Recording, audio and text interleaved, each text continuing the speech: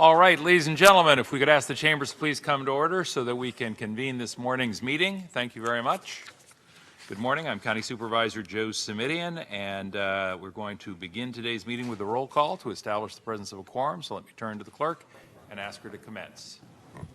Supervisor Ellenberg? Here. Supervisor Wasserman? Here. Supervisor Cortese? Vice President Chavez? Here. And President Simidian. Thank you very much. Here, and we have a quorum of the board present and accounted for, so we're going to turn to item number 2, which is the Pledge of Allegiance. And we're going to ask that the Pledge of Allegiance be led today by Supervisor Susan Ellenberg. So those who are able, please rise and join us in the pledge. I pledge allegiance to the flag of the United States of America and to the republic for which it stands, one nation, under God, indivisible, with liberty and justice for all.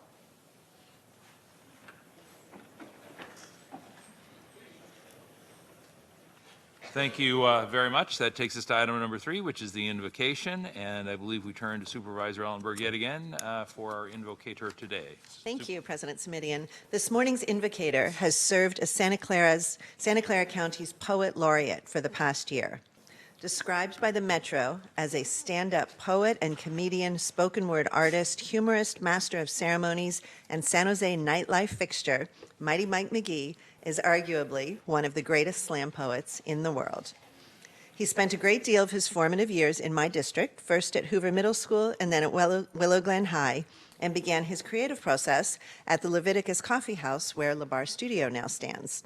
He is the first slam poet to win both the American National Poetry Slam Individual Grand Championship in 2003 and the Individual World Poetry Slam Championship in 2006. He's been featured on HBO and CBS television.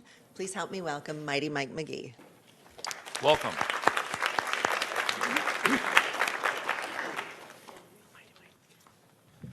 Supervisors, hello. Thank you for having me here today. Today also happens to be my mother's birthday, so this is, she's not watching right now. I told her she wasn't allowed to. Just kidding. This is a poem I wrote that was dedicated or is inspired by a mural at the San Jose Museum of Art. A piece by Julia Chang titled "In the Valley of Heart's Delight." And so the name of the poem is Ode to the Delightful Hearts of the Valley. From this basin, between these ranges of hills made for feet and hooves, I've seen the sun at every angle, at every moment of the day. I've seen moon rise up from every possible hill. This goes to impossible beauties, even when I was unprepared with eyes closed or overtly selfish and unblinking. In my time here, under the newest trees, in this land of graveyard orchards and industries that fed three generations of my people, keeping my mom and her mom struggling to keep us from struggling, I have worked for a paycheck at every hour of the day. In all of the seconds that come in a year, there are none I have yet to laugh in. This goes to those who've made me laugh. In every city this valley cradles. This goes to a family that taught me to be better at making laughter than money. I miss the folks I've made it to 4 a.m. with, the sunrise set, Guardians of 2nd and Empire, 6th and San Salvador, Willow Glen, 5th and Julian, all the way up north first. Maybe I was the mayor of Alviso, the love child of Sunnyvale and Santa Clara, Campbell's loitering layabout.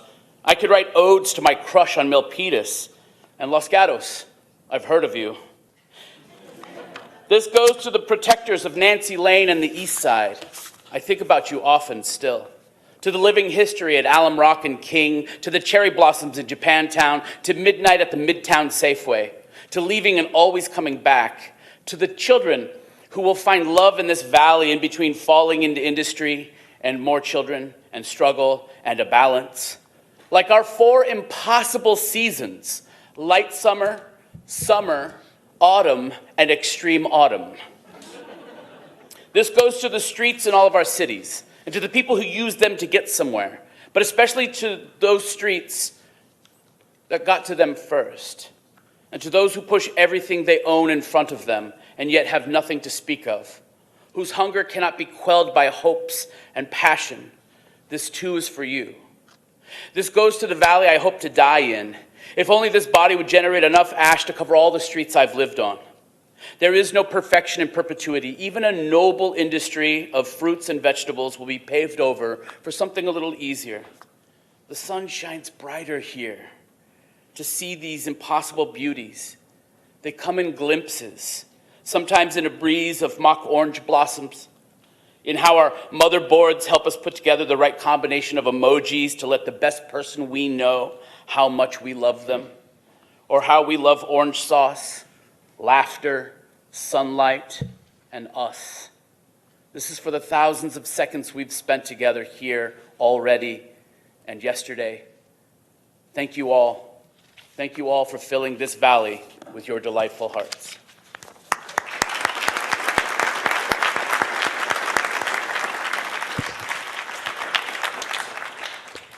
Thank you very much, and thank you to Supervisor Ellenberg for inviting our invocator today. Colleagues, that takes us to item number 4, which is the time on our agenda when we announce adjournments in memoriam. And I see that Supervisor Cortese, you are listed here for 2 such adjournments. I'll turn the microphone over to you, sir. Thank you, President Smidian. I think Ralph Giannini would have especially appreciated that poem we just heard. I don't know if his son David was able to make it today. David, are you here? Daughter, thank you for being here. Ralph passed away peacefully on August 27th at the age of 75. He was a longtime resident of Santa Clara County. Ralph was a valuable and well-loved member of our community. He spent many childhood days working alongside his brothers in his mother's Santa Clara restaurant, Luca's. He attended St. Clara's Elementary School, Bellarmine College Prep, Santa Clara University, where he gained a love of poker games, joining a bowling league, and enjoying late-night dinners at his favorite restaurant, Original Joe's in downtown San Jose. After earning his PhD in history at Santa Clara, he became a professor at Florida University, where he met his wife, Terry Allen. They returned to his previous home in Santa Clara, where for a time he owned the Little Professor Bottle Shop, where it was truly a family business, with Terry making sandwiches to sell or running the cash register. He coached many of his kids' school sports teams at St. Martin of Tours School, ran basketball and softball practice with a passionate but caring hand. He was drawn back to education and started teaching at Silver Creek High School in 1989, just a couple of years before I joined the school board there. His legacy in each of the students' lives that he touched there is amazing in and of itself. He mentored countless students, not only through his history courses, but by giving of his time on weekends to supervise dances, football games, and every other type of event there was. In his many East Side Teacher Association roles, be it treasurer or president, as sometimes he held both roles simultaneously, he was known by his union colleagues as the Godfather, a moniker he treasured for his Italian heritage and his love of those films. He also relished the nickname of the WASC Man. He was known throughout the East Side Union High School District for training school leadership accreditation teams. He chaired many WASC teams that aided schools all over the world to gain their accreditation. In his free time, Ralph loved donning zebra stripes. He refereed countless basketball games all over the Bay Area and was active in umpiring baseball games with numerous leagues and at differing levels. A highlight was umpiring the 2004 Little League World Series. Ralph was a dedicated parishioner at St. Martin of Tours. He was regularly the lector at the 5 p.m. Mass and served on a variety of committees, including school board and finance. This legacy depicts a man who was devoted to his community and who benefited many with his caring nature. I can attest to his caring nature and also his stoicism. If I heard correctly by others who were close to him about his last day at school, he was having serious physical difficulties which came upon him rather suddenly, and he wanted to stay. but they had to almost force him to leave the campus to attend to his physical ailments. Just a short time later, he passed away. That was the caring, kind, but stoic Ralph Giannini I knew, who was all over the place, as you just heard, and was really sort of an icon over these last many years at the Eastside Union High School District. Thank you. It's my honor to offer this adjournment in his memory.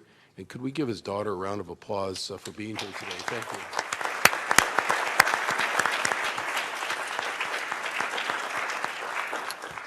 Supervisor, thank you very much, and let me just express to family and friends the sympathy of the entire board and for a life well lived. Before we go on to the next adjourn in memory, I did want to ask if you have a phone that might be beeping or buzzing during the in memoriam or during the meeting, this would be a good time to check and make sure that you have it turned off, if you could, please. Supervisor Cortese, back to you, sir.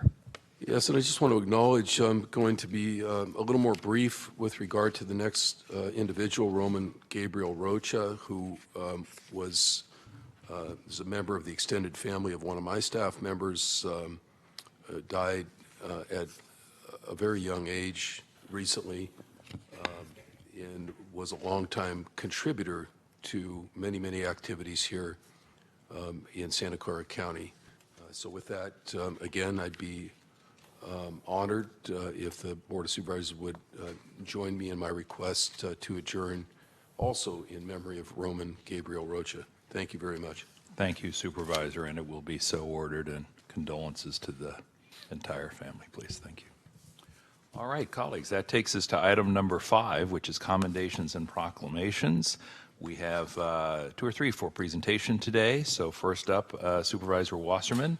I'm going to turn to you, but before I do, for those who might be here for public comment, we ask that you get your speaker cards in now so that we have some sense of who's here and how much time we can allot, because when we start, we will in fact set a time limit and then have to cut off any additional cards that come in at that time. So if you want to speak under public comment, please get your card in now so that we can be sure you get heard.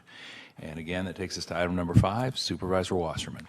Thank you, President Smitty. I'd like to ask those here today to receive the commendation for the Lewy Body Dementia Awareness Day to meet me at the podium.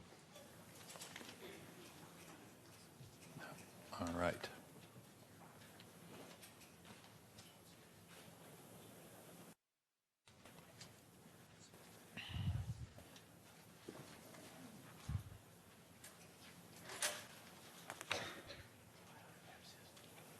And we want to welcome our visitors and guests.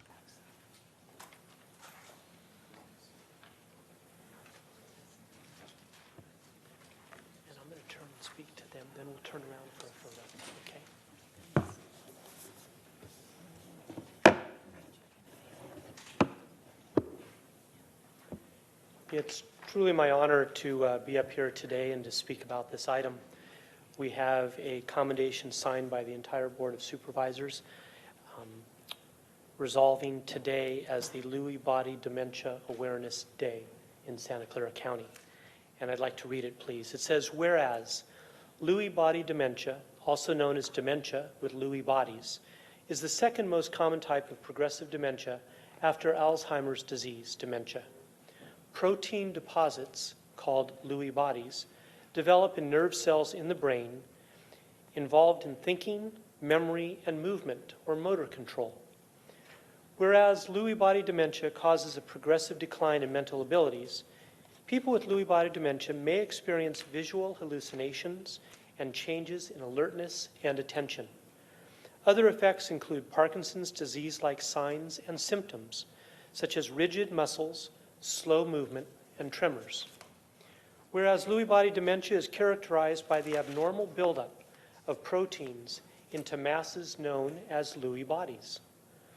This protein is also associated with Parkinson's disease. People who have Lewy bodies in their brains also have the plaques and tangles associated with Alzheimer's disease. Whereas the County of Santa Clara Board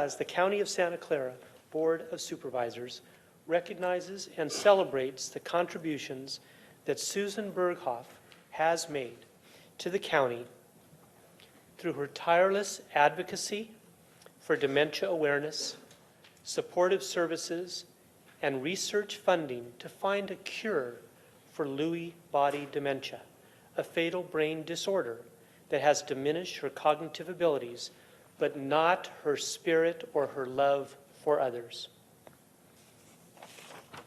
With that, Chuck, I'd invite you to say a few words. Well, I'm going to ask Robin, who's now the Executive Director of the Sioux Story Project, to speak on our behalf. Thank you. Thank you. On behalf of the Sioux Story Project team, I'd like to thank the County Board of Supervisors and county staff for their support of older adults across the county. Every 4 seconds, another person is diagnosed with dementia. It's rapidly emerging as one of the greatest challenges of our time. When Sue was diagnosed with LBD 2 years ago, she said, "I want to make something positive from my diagnosis." Because of her passion, the Sioux Story Project was born. Our mission is to increase awareness, caregiving resources, and research funding to find a cure for Lewy body dementia. We're partnering with healthcare systems, universities, government agencies, and nonprofits to accomplish Sue's mission. We are greatly encouraged by the fact that Santa Clara County is the first county in America to have all of its cities designated by the World Health Organization as age-friendly cities, including our hometown of Morgan Hill. We are inspired by the fact that our county added dementia-related support as one of its 9 domains of livability in 2018. And we are also grateful that the County Library District offered to host a series of our film screening and discussion events this fall. In fact, the first one is tonight at the Morgan Hill Library.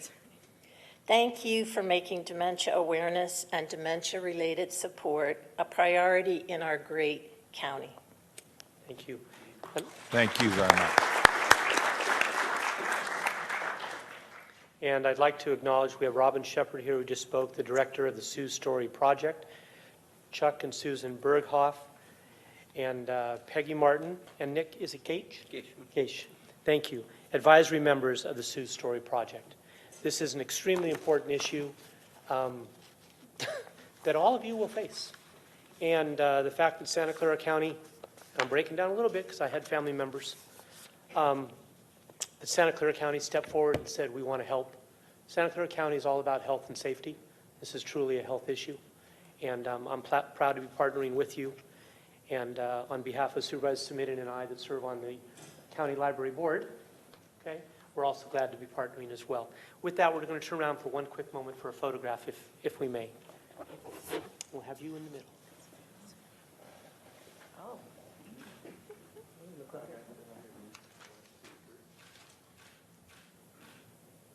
Thank you very much. Thank you very much. Oh, yes, please. Sorry, we'll do one more. Okay. Thank you. One more. One more.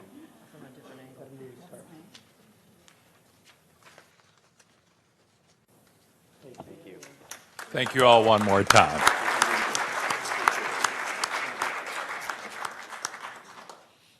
And colleagues, I believe Supervisor Wasserman has one more presentation in just a moment. Thank you, President Simidian. And I'd now like to invite Fire Captain Jeremy Davis and his fire team up to the podium.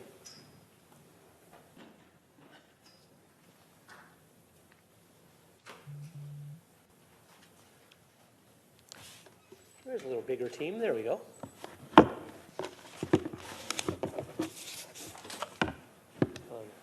Thank you. I'm doing very well. Thank you.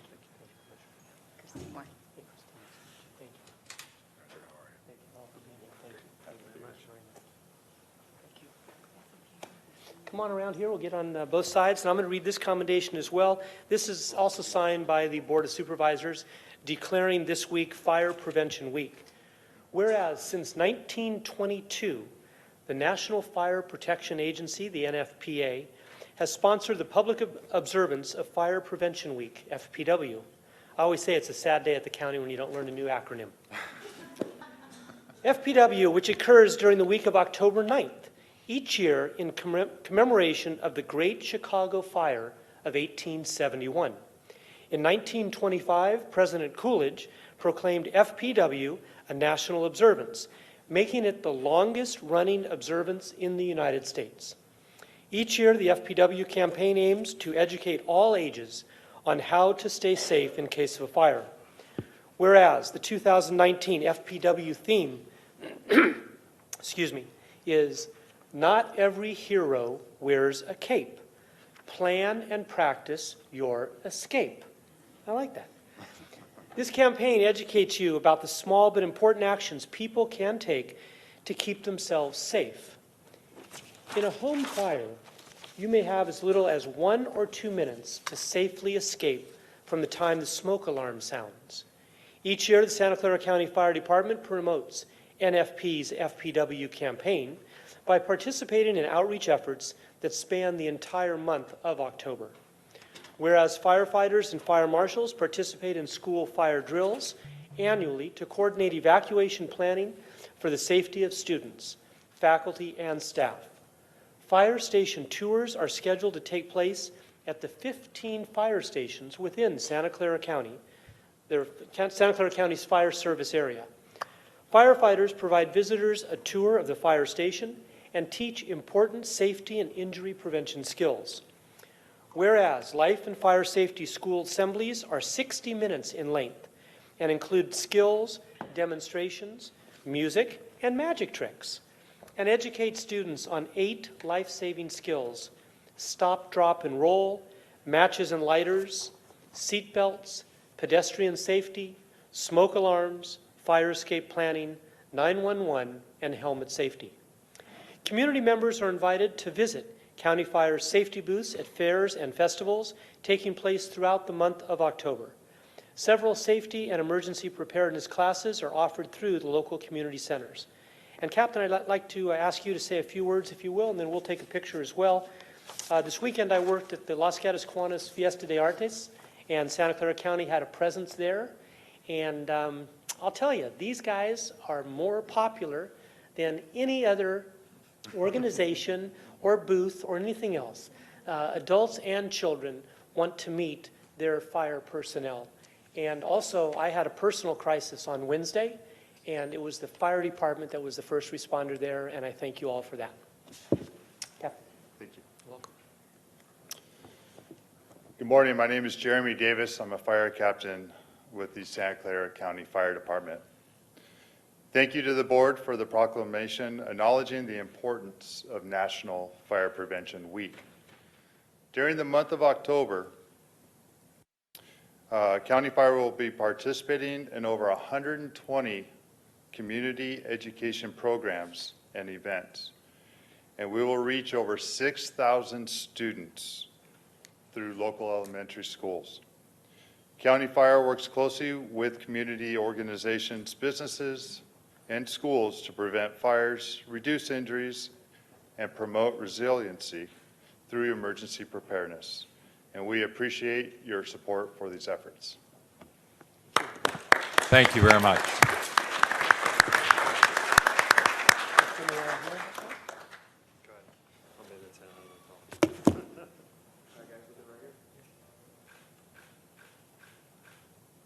We have one more to go.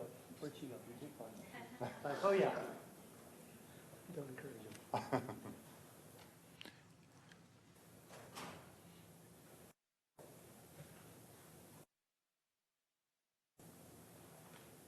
Thank you very much. Thank you all once again for your Thank you. exceptional work. Much appreciated.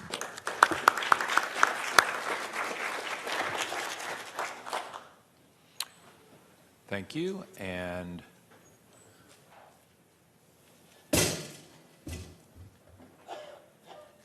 that takes us to our next presentation, and that is Supervisor Ellenberg's privilege to step up to the podium and make the presentation this morning.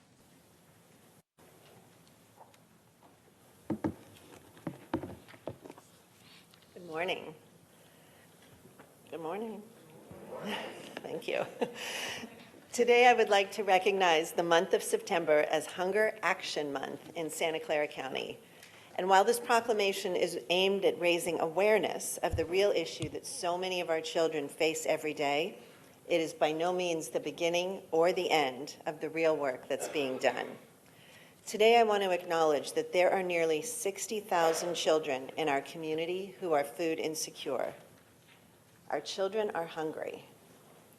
But thanks to the collaborative efforts, the partnerships and alliances between so many community-based organizations, school districts, and county government, we are working to ensure that our children have a sufficient amount of nutritious food every day. School districts across the county are doing their part through a variety of food options, including breakfast after the bell, free and reduced lunches, and after-school meals. This past summer, an estimated 418,138 kids' meals were served in Santa Clara County across 94 open meal sites, which are available to all kids and all families. Through a partnership with the county led by my office, an additional 5,000 meals were served to caregivers, which helped boost child participation for federally reimbursed meals and publicly recognize the importance of taking a whole family approach to fight hunger. A partnership between the City of Santa Clara Mission Library and the Santa Clara Unified School District yielded 10,600 meals prepared by SCUSD's school nutrition staff to serve at Mission Library this summer, which included 1,100 caregiver meals. This work is an example of the power of collaboration and how, through partnerships, we can successfully prioritize our children and stabilize our families so that they can not only survive in our county, but thrive. I'd like to call up the many partners we have here today to accept this proclamation, partners that make up the Children's Nutrition Coalition. Hillary Keith, City Librarian from Santa Clara Library. Justin Wasterlane, Branch Manager of the Mission Branch. Karen Luna, Student Nutrition Director, Santa Clara Unified School District. Teresa DeFreitas, Food Service Supervisor, Santa Clara Unified School District. William Perouse, Food Service Technician, Santa Clara Unified School District. And Marie Pfeiffer, Manager of School Breakfast and out-of-school mealtimes with Second Harvest of Silicon Valley. Thank you all.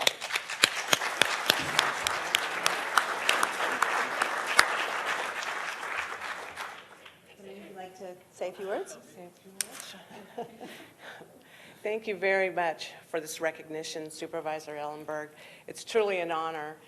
And not only are we celebrating, like you so eloquently said, but celebrating feeding over 10,000 children and their caregivers, we're really celebrating the power of partnerships. And the library has been trying to put this program on for many years, and finally it was like the harmonic convergence. We all came together and were able to provide this program. And we had a fabulous staff that provided learning and activities for the children. But mainly it was just about the teamwork and our staff. So thank you very much for this honor. Thank you. I just want to acknowledge that it is all about partnership to bring meals to the children all around the year, but especially in the summertime when so many children that are used to getting meals during the school year go without those in the summer. So partnerships with the districts, the libraries, the Board of Supervisors really allows for these kids to find a meal in the summer. So thank you. Thank you.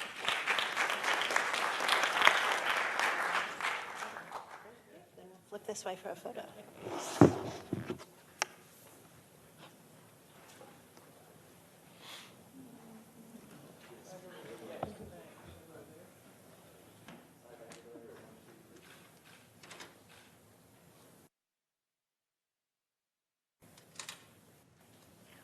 Thank you all once again for your good work, truly.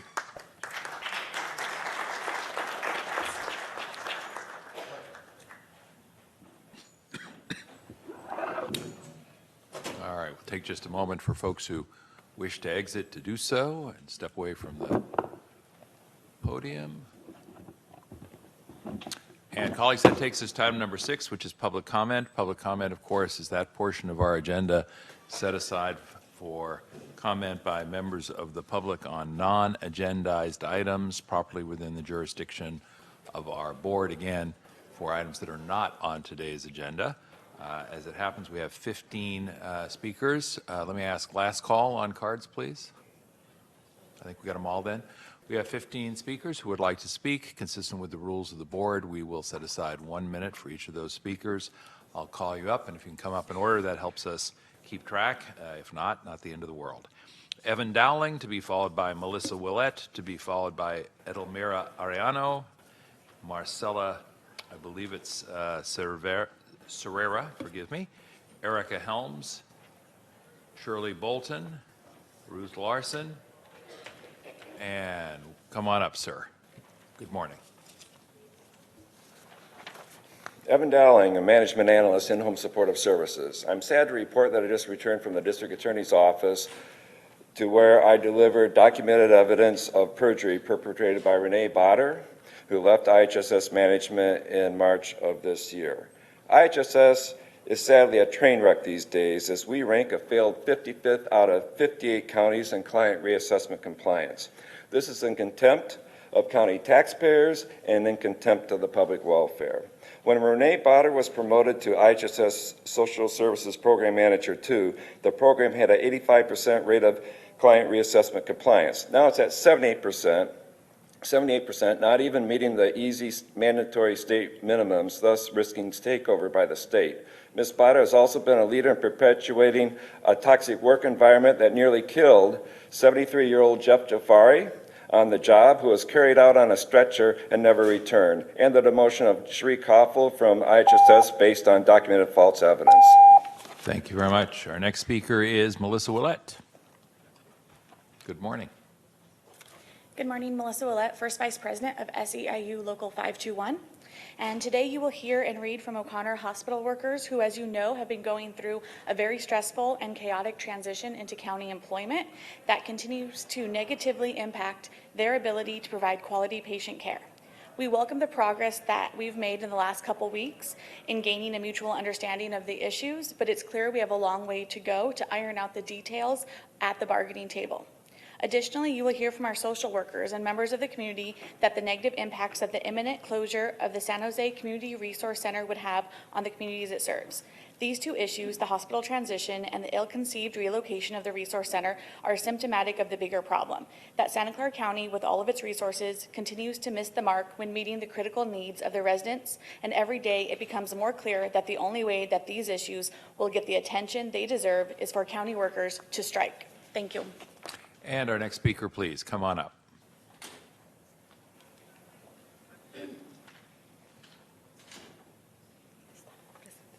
Good morning. My name is Edelmira Arellano. I worked for 21 years in O'Connor Hospital, the housekeeping department. I'm going to read her points for her. Muy buenos días, señoras y señores supervisores. Mi nombre es Edelmira Arellano.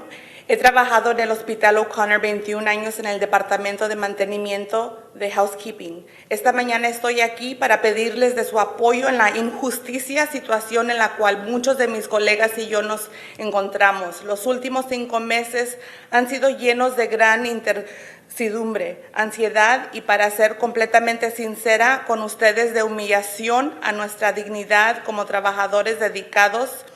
Cuando me di cuenta que el condado planeaba comprar varios hospitales en la comunidad, me dio mucho gusto saber que ahora iba a pertenecer al apoyo de nuestra comunidad.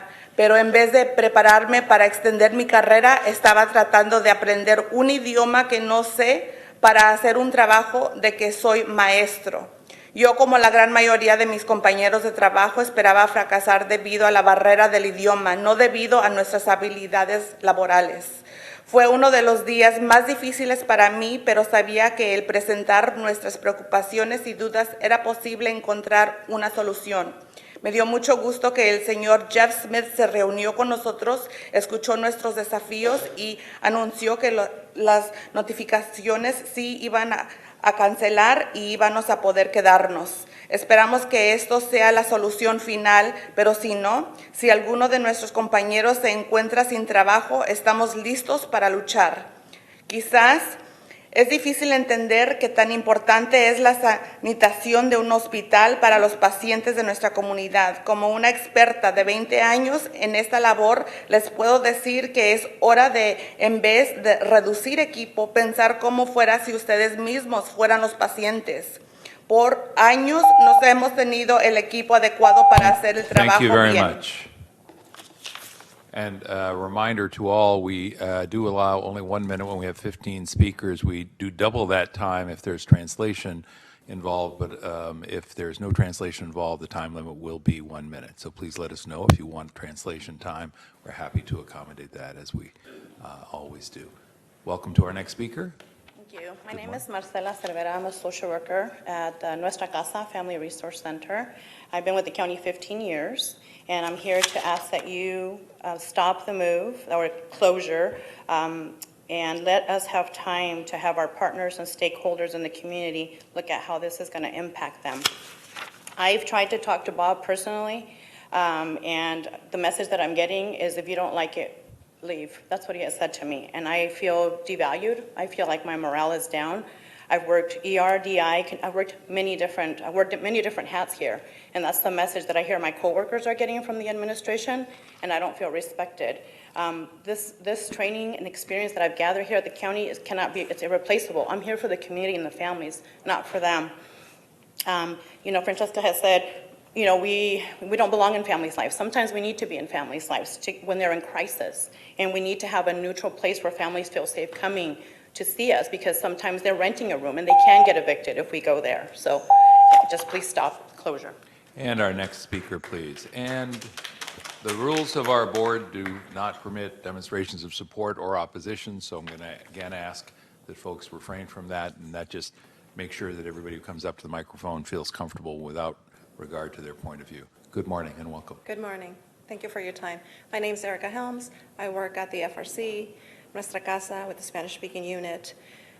I'm here to say that if the administration were the least bit concerned about the success of our families and the needs of our community, they would listen and work with us instead of providing poorly conceived reasons about why we're closing the FRC is the right decision.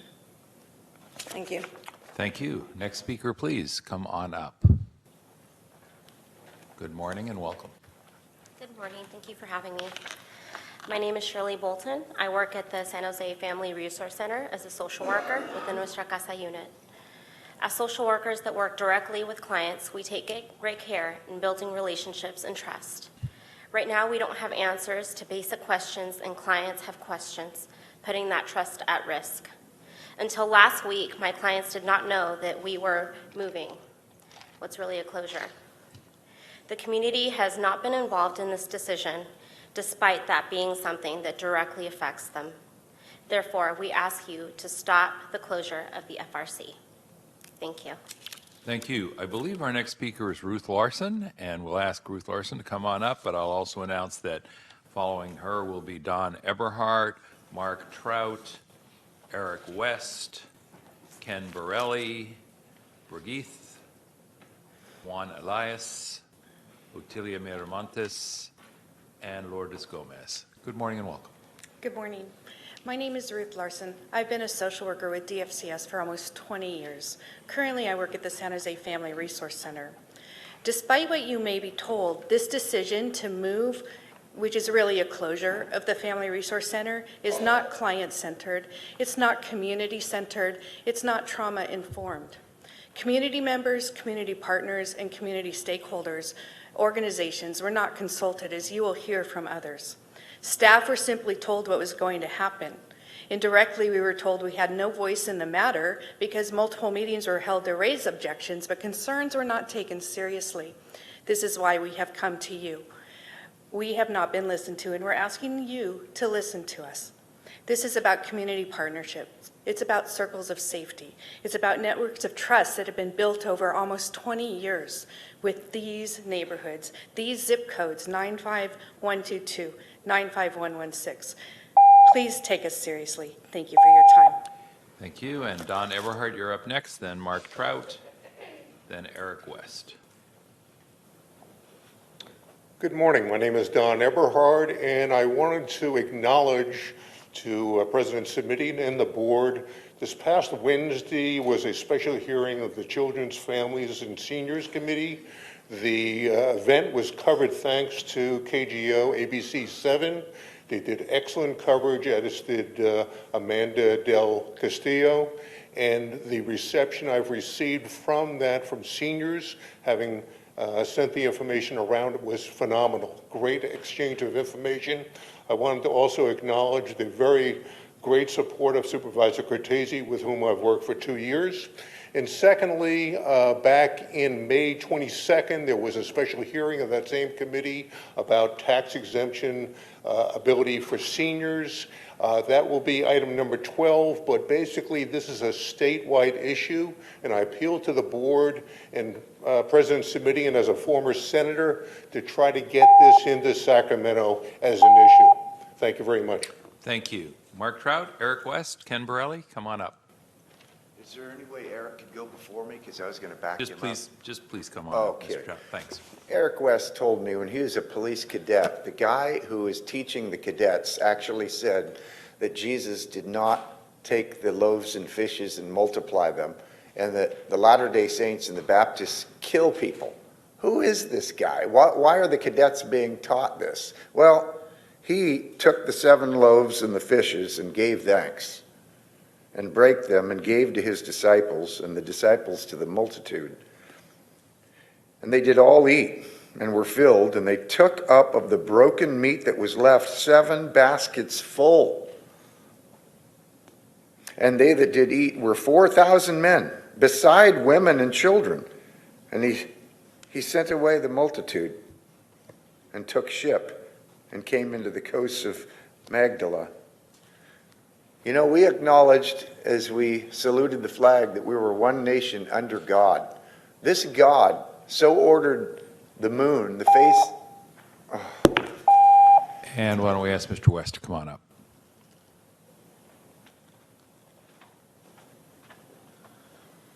A year before I graduated from Brigham Young University, I paid cash for a car. And I was in 20 minutes of argument that they said you can pay the California emissions fee. I argued for 20 minutes. I said, I'm never going to live in California. I'm never going to pay that bill. Well, 5 years later, when I moved to the state of California, state of California sent me a letter. It was in government PC. Let me translate. We stole your money illegally. We have to give it back because the judge said so. But we can't give it back because we spent it already. But in April, we might be able to steal it from somebody else and give it back to you. In the academy, they told me that the church that I belong to, the Church of Jesus Christ of Latter-day Saints, believes in killing people. So I raised my hand 3 times and disagreed. My hand of mercy is out today. The hand of justice for all will come. Ken Borelli, to be followed by Brigitte, and then Juan Elias. Okay. There is a microphone right there. Just look right at us and speak right up. It's invisible. It's at the top. Is the microphone on? You are loud and clear, sir. Okay. My name is Ken Borelli, and I'm a community person and past Deputy Director, Department of Family and Children's Services, and I really want to express my concern about the closure of the Nuestra Casa Family Resource Center. Communities are very fragile, and to lose a center of this caliber is going to be a tragedy for our community. It reminds me also of a community initiative that I was involved in many years ago on the Saving the Alum Rock Library. Today, it's a flourishing institution. If the community cannot come organize around saving these community institutions, it's going to be, the quality of life in Santa Clara County is going to go down. So I wish this matter would be reconsidered. Thank you. Thank you, Mr. Borelli. And our next speaker, good morning and welcome. Good morning. My name is Bridget L. Revestier, and I'm a social worker with the county for almost 20 years. I'm here to represent the API group, which is Asian Pacific Islander Group, and I'm here to request that this board postpone the relocation of the San Jose Family Resource Centers. We need your help. Thank you, sir. Thank you again. Next speaker, please, come on up.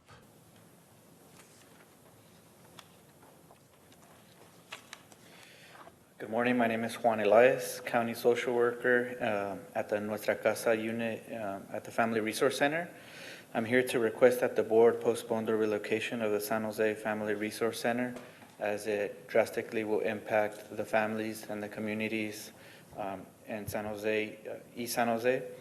The community and the families that we work with were not only informed of this change, but it will drastically impact them as the transportation issues, and it will also be an impact for them because it's a,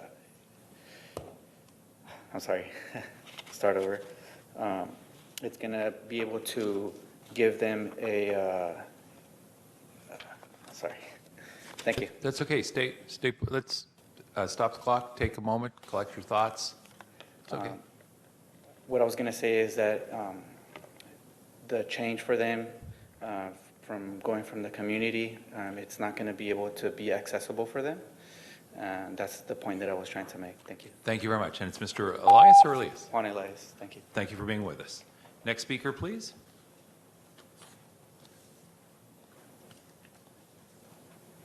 Good morning. My name is Lourdes Gomez, social worker for the county for the past 29 years. We believe that the most prudent thing to do is to postpone this move indefinitely and direct the administration to, 1, conduct community forums to get input from the FRC staff, clients, and community partners about the planned move. 2, conduct a thorough analysis of the impact and planned move that will have on the clients. And number 3, provide a detailed plan on where, how, and when clients are supposed to get services after the planned move. Thank you. Thank you. And I have one more card from, I believe it's Otilia Miramontes. I just want to make sure that you get heard. Thank you. Welcome. Hi, my name is Otilia Miramontes. I've been working with the county for about 25 years. We, the staff of the Family Resource Center, are requesting that you put an immediate halt to the movement of the staff to Julian campus until other options are explored. The move of the staff and closure of the San Jose Family Resource Center is scheduled for October 25, 2019. Thank you. Thank you very much.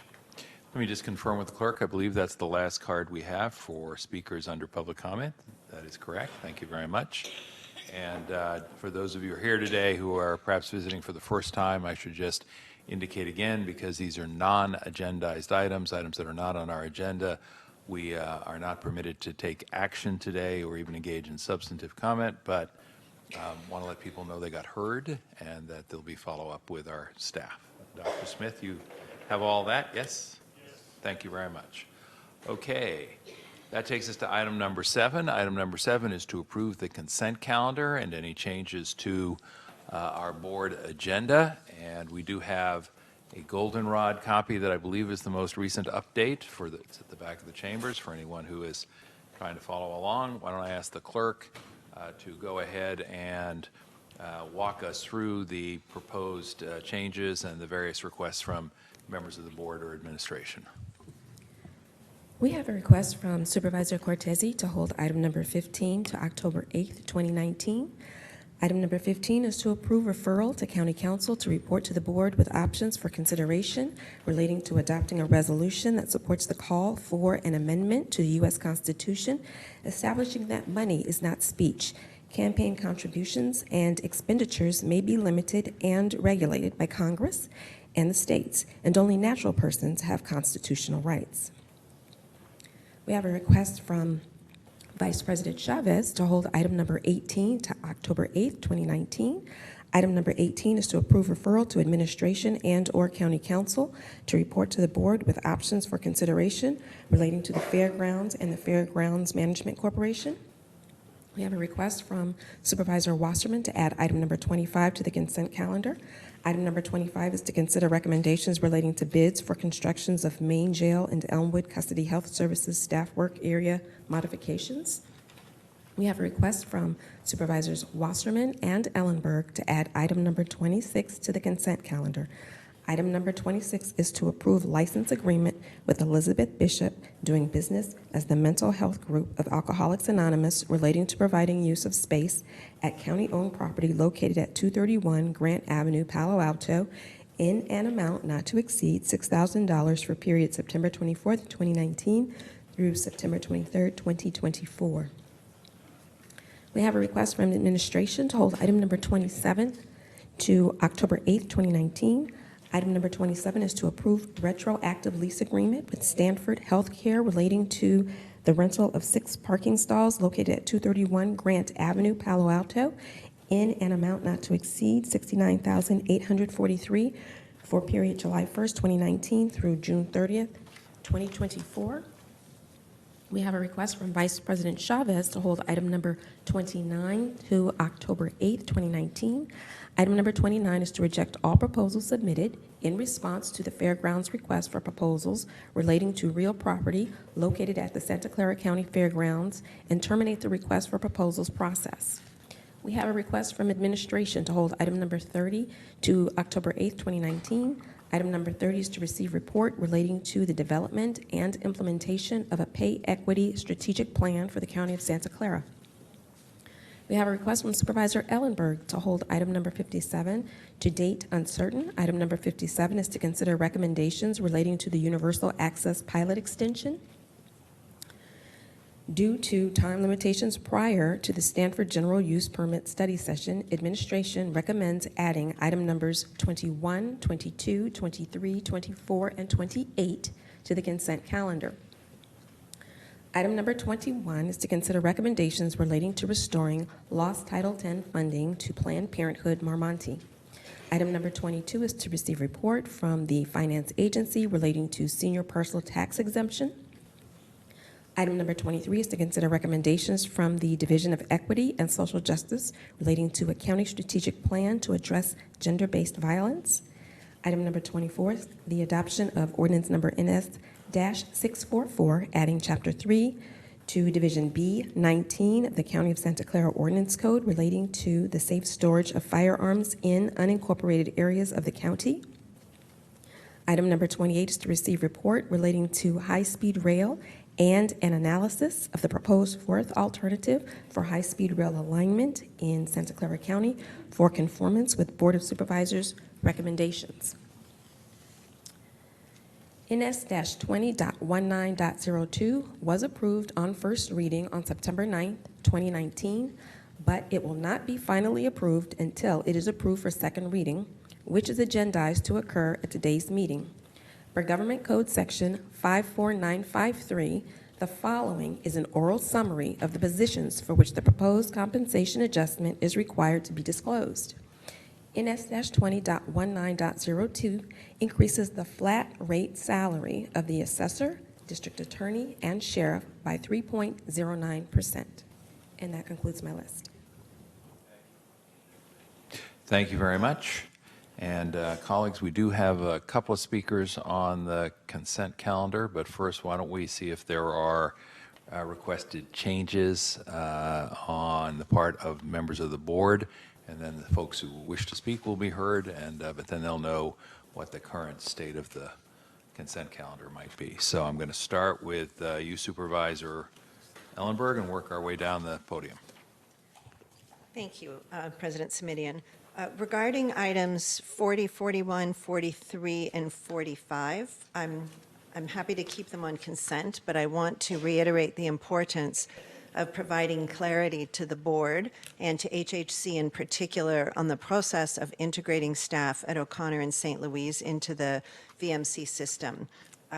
Despite recent reports, we have not yet received a timeline or a plan of required board actions to put items like these today in context.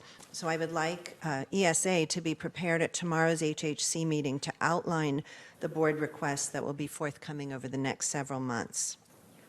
Second, I'd like to make a quick comment on item 21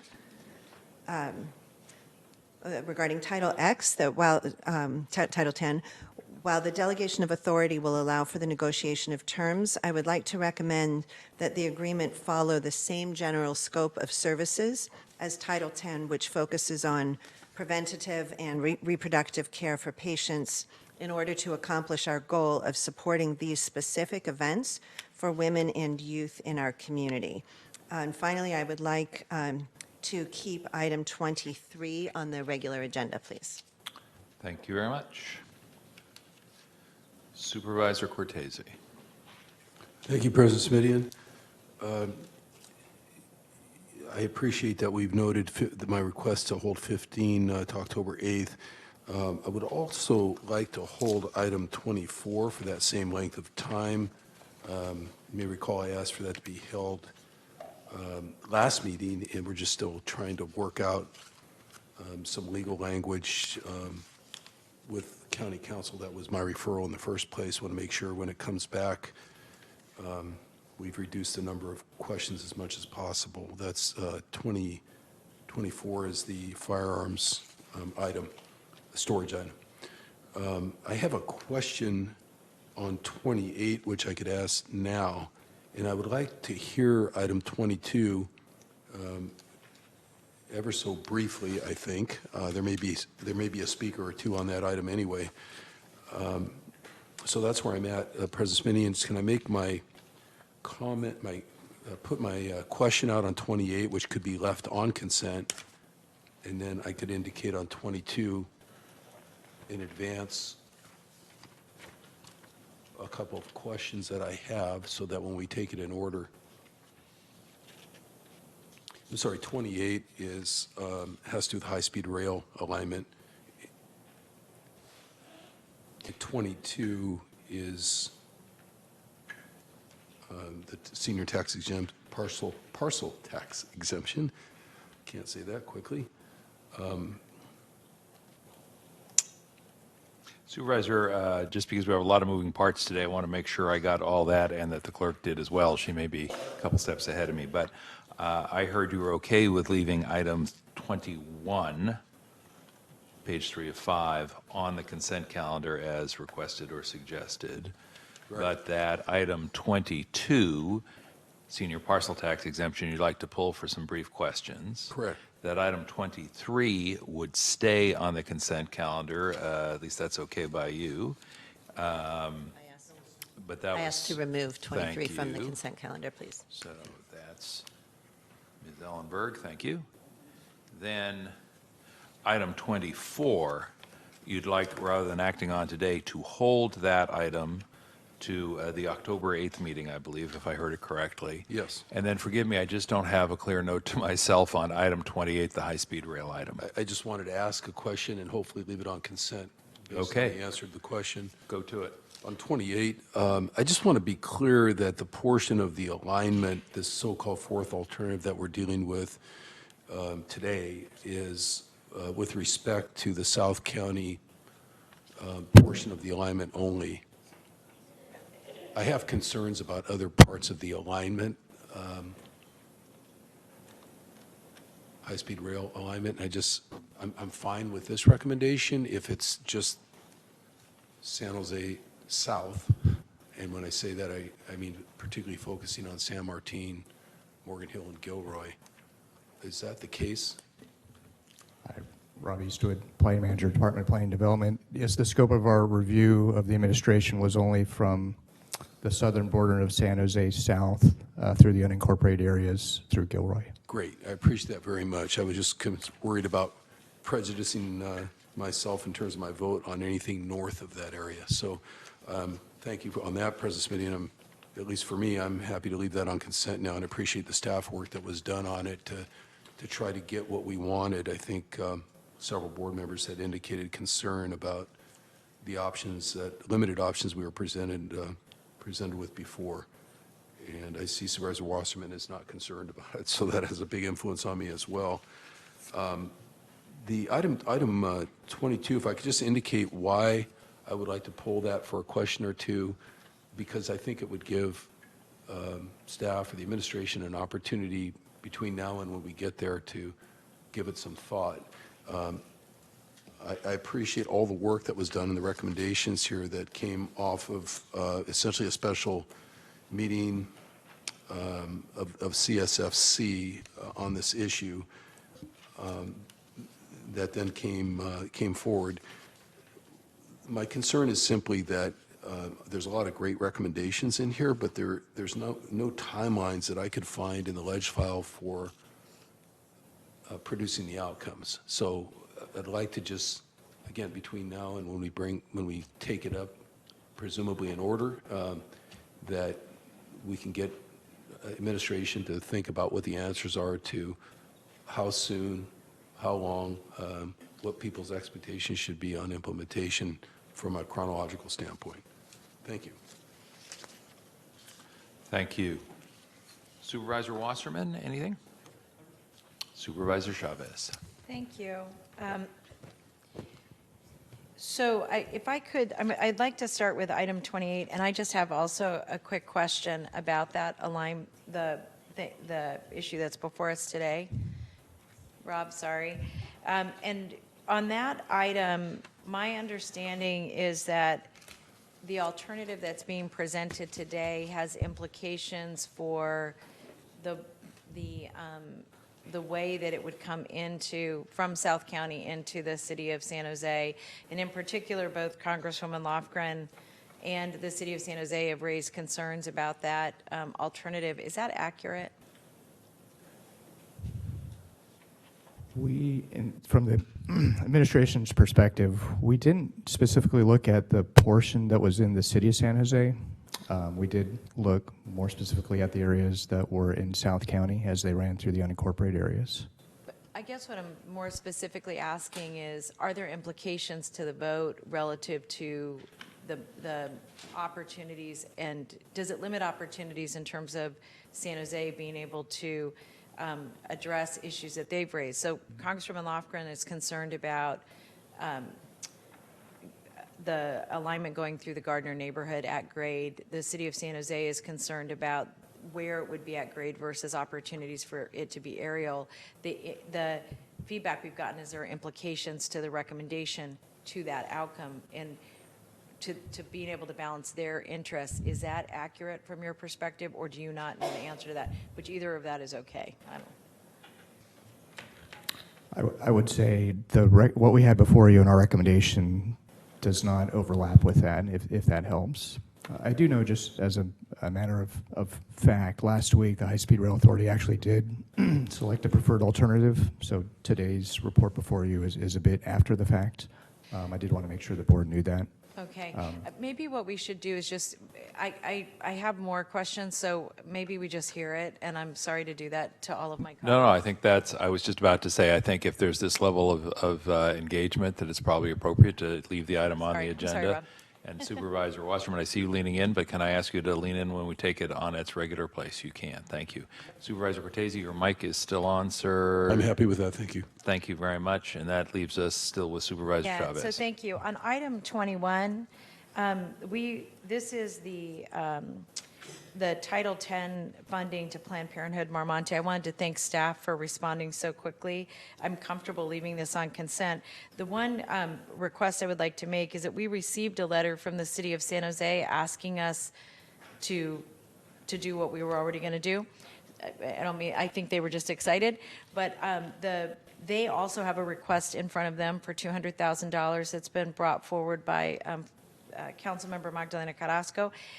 As we take this action, I'd also like us to send a letter to them saying, great, we're happy to do our part, we'd like you to do your part. And the reason is that this snapshot, this resource is for a one-year resource, and so we are going to need to be thinking about how to address this issue over multi-years potentially. So I'd like their resources to also be made available as part of that action. I mean, for us to request that, if my colleagues are comfortable with that. Any concern? All right, then I will move on then to item 23. And what I would just ask is, for Supervisor Ellenberg, do you want to pull this because you want to hear the presentation, or did you have concerns about the item? Yeah, this is the recommendation for the Division of Equity to build the Gender-Based Violence Office. I have questions that I think Okay. exceed the scope of consent. I'm sorry, okay, thank you. Then on that item, what I would say is, since we're going to hear it, but I would also just highlight this for the staff, I'm very interested in one part of the recommendation that was not addressed, and that was to have the structure of our contracts come before FGOC so we could do a better job of melding and aligning contracts for the service providers. So just so you can address that when you come forward. And then on Item 55, this is an item from the Office of Women's Policy on the Women's Leadership Council 2020. There's a request for $75,000, which is very exciting for grants for our nonprofit organizations that want to participate in celebrating the 19th Amendment. What I'd like to do is get a report back from staff in December to determine whether or not that is enough resource. And the reason I say that is we've gotten a lot of people very excited about the work we're doing, and I want to make sure we have a chance to at least get that back to the full board to get an update. And I think, and I apologize, there's a lot of pieces to this that got held and moved. So I'm trying to make sure I don't forget anything.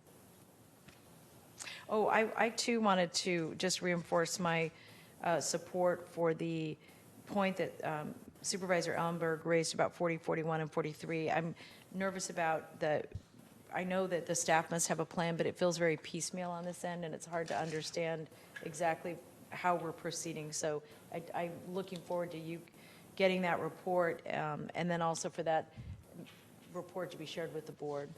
Thank you. Thank you. Oh, I'm sorry. And on item 25, I'm a no vote. That's item number, 25. It's on consent. thank you.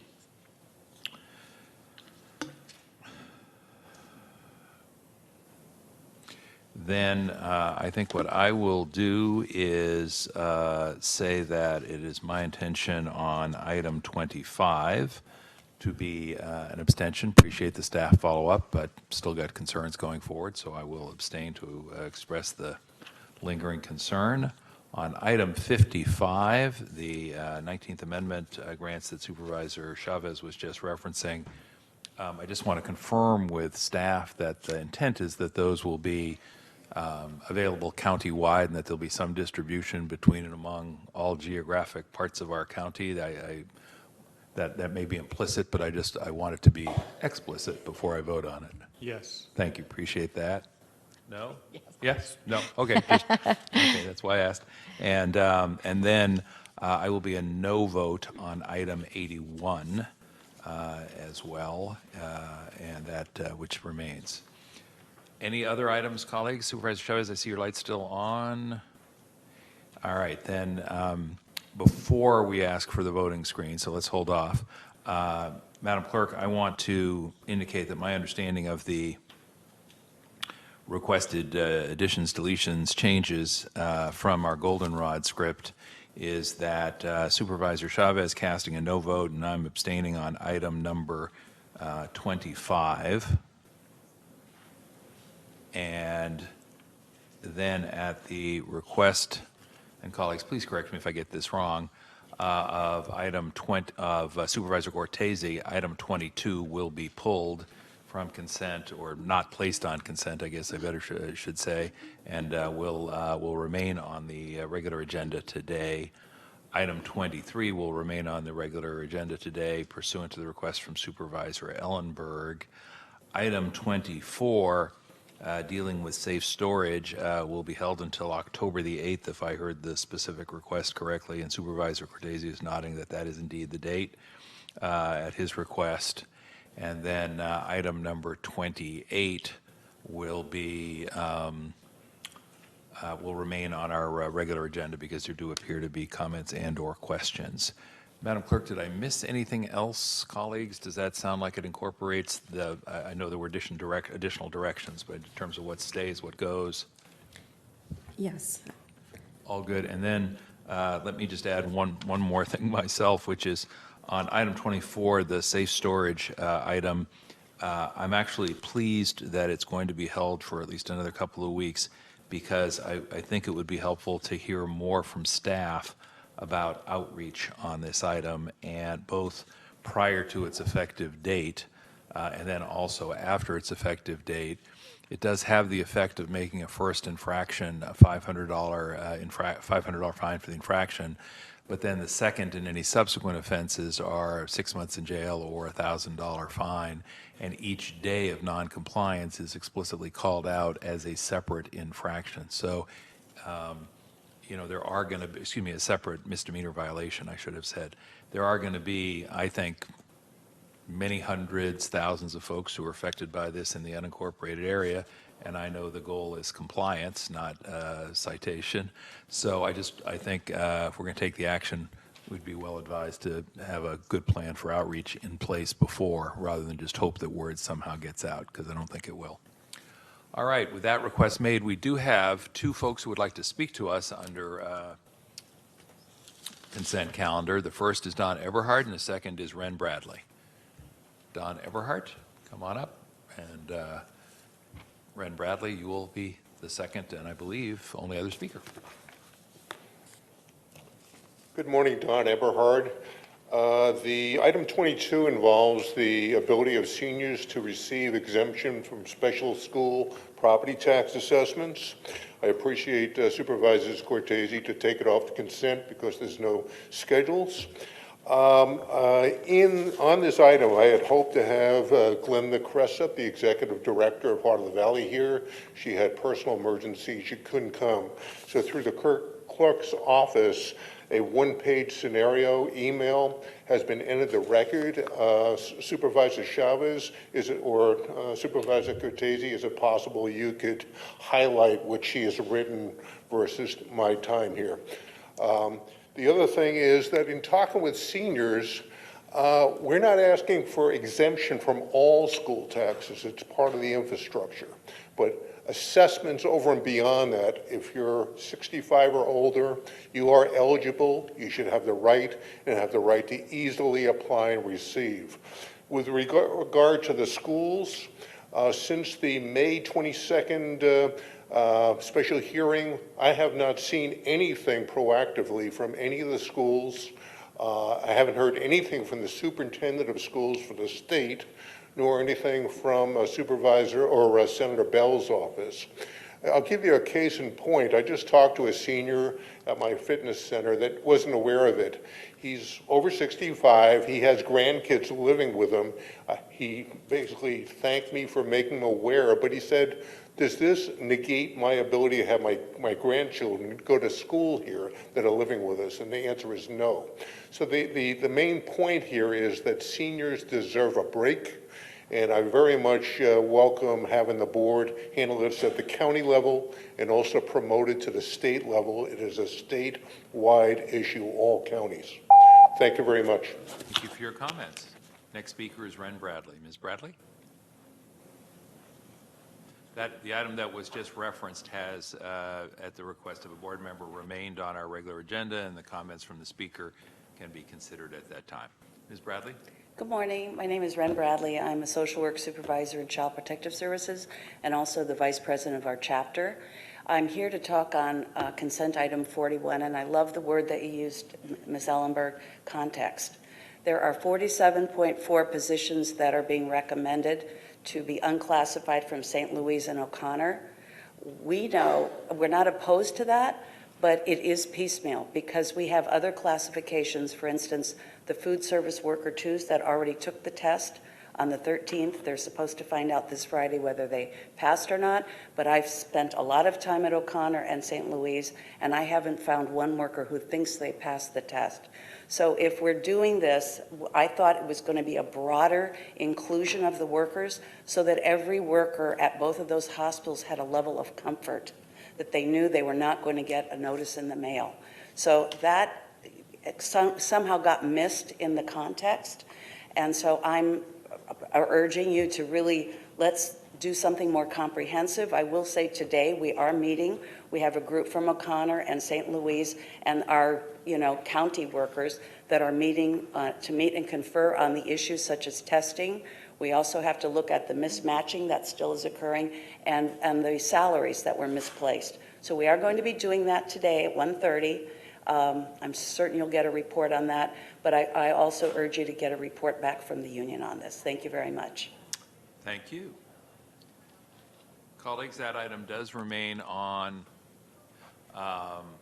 our consent calendar at this time, absent a request to the contrary. We do have the public comment as well as the comments and questions from members of the board.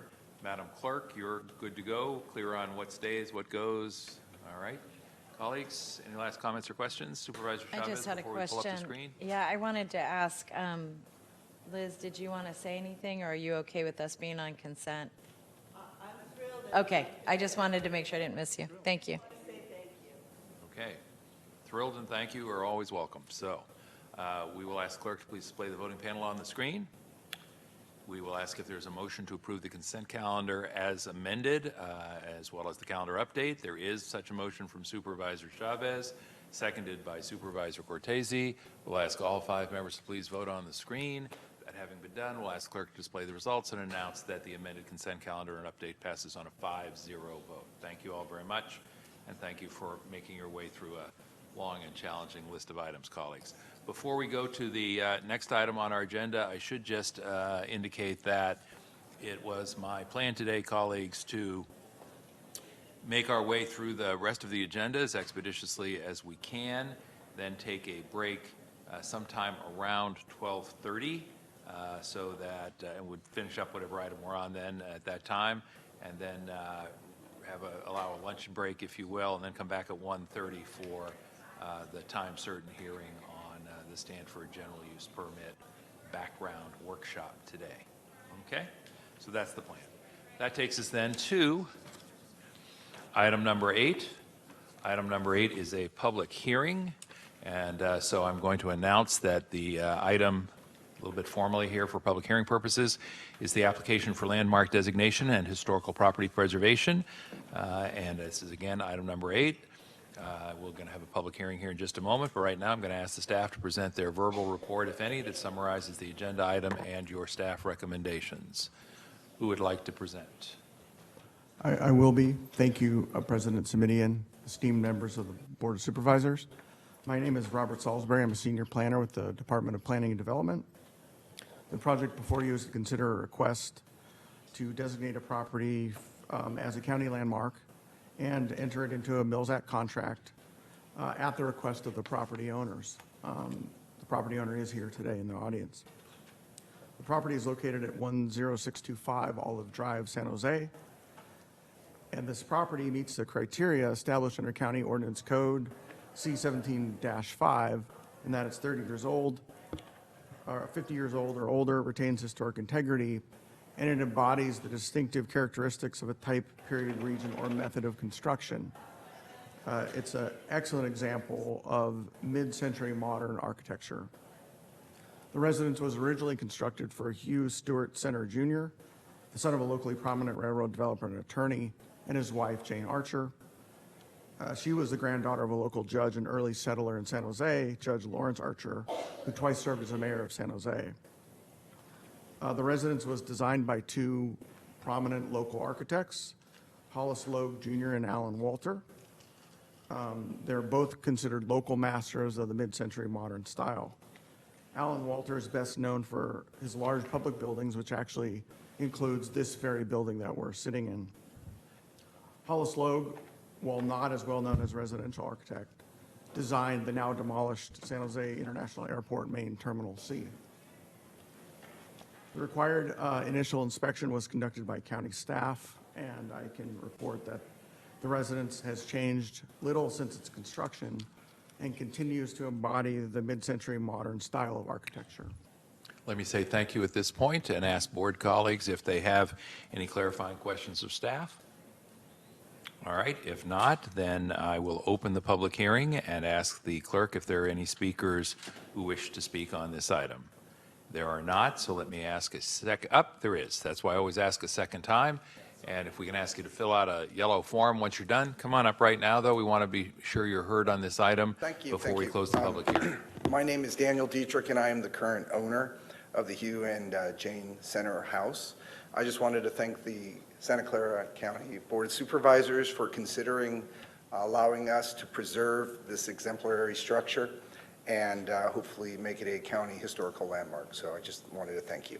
Thank you. And just to confirm before you step away, that means you are supporting the recommended action of our staff today, yes? Since I own the house, I'm saying yes. Great. Thank you very much. I wanted to get that into the record if we could. Now, let me ask the clerk and the folks who are assembled here today, do we have anyone else who'd like to speak on this issue? If not, then now I will declare the public hearing closed, and I will then turn to my colleagues and say, any comments or questions? If not, then we'll ask that the voting panel be displayed on our screens so that a colleague can make the motion. And we have a motion from Supervisor Chavez, and we have a second from Supervisor Wasserman. And just to confirm for the record, that's a motion to approve the staff recommendation as contained in our published packet. We'll ask all 5 members to please vote on the screen. That's now been done, so we'll ask the clerk to please display the results so that we can announce that the motion carries 5-0. Thank you for being with us today. That takes us to item number 9, which is the Valley Homeless Healthcare Program. So we'll ask appropriate staff to come on up, make the presentation.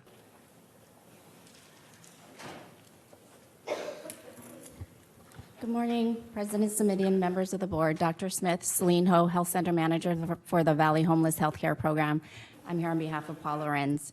I have 2 updates for you for the board's consideration. The first is in regards to our supplemental grant award. I'm pleased to report that we have received an additional $167,000 from the Health Resource and Services Administration, and it funds a half-time medical social worker and a half-time outreach worker to further integrate our behavioral health services into our program. My second update is in regards to our permanent supportive housing clinic that opened in May of 2019. Since then, our clinic has seen 243 patients and generated over 700 visits so far. And during this time, at the same time, our Patient and Family Advisory Board has also been looking at some of the challenges of bringing homeless folks into housing, and that transition has been difficult. And so our Patient and Family Advisory team has also made some recommendations in terms of helping our homeless clients stay housed. I'd be happy to answer any questions you may have. Thank you very much. Colleagues? Supervisor Ellenberg to be followed by Supervisor Chavez. Thank you for that report. Can you provide a brief update on the status of the new medical respite site on the VMC campus? Yes, we are in the process. We have completed the schematic plans for the medical respite program in terms of the layout and what the respite rooms would look like. We are currently working with the building and planning department in assessing some of the safety issues around making it a 24-hour residential facility. So we are progressing and moving forward with the renovations. Great. I'd like to request a report back to HHC that includes a timeline for completion of the facility and the beginning of operations. Yes. Thank you. Thank you. Supervisor Chavez. Thank you.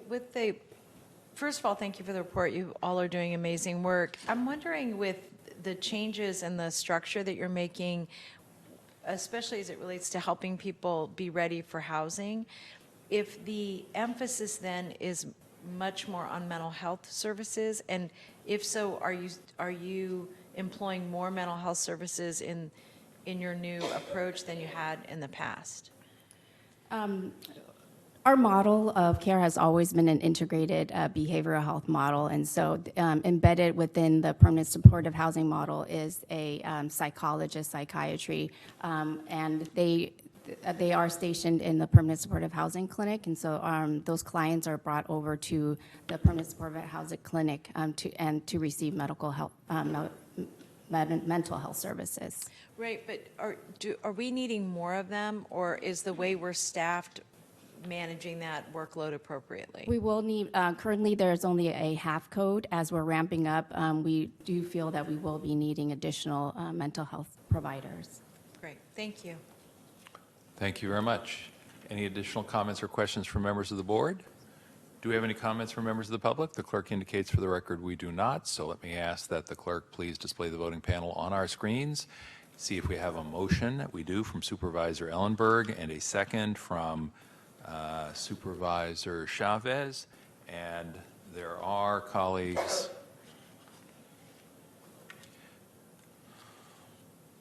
three specific items under the recommended action, so I'm going to just confirm with the maker and the seconder that the motion and second are to support all three of the recommended actions. They indicate that they are. We'll ask all 5 members to please vote on the screen. That's now been done, so we can ask the clerk to display the results and announce that the measure carries 5-0, with thanks again to the staff. Appreciate your being here, as well as the work, of course. Colleagues, that would take us to item number 10, which is the Caltrain business plan, but that's to be heard no earlier than 12. We will get back to it at 12. That would then take us to item number 11, but that item is to be heard no earlier than 1:30, which is still the plan. So that will take us to item number 12, which is a board referral. And Supervisor Wasserman, I believe this is yours, so I'm going to ask you to present, and then we'll hear from 3 speakers who are here today on this item. Thank you. I appreciate that. And hearing from the speakers first would be my preference, if that's possible. Happy to accommodate that. Thank you very much. Amanda Clifford, Sparky Harlan, and Michael Estromera. Come on up, folks.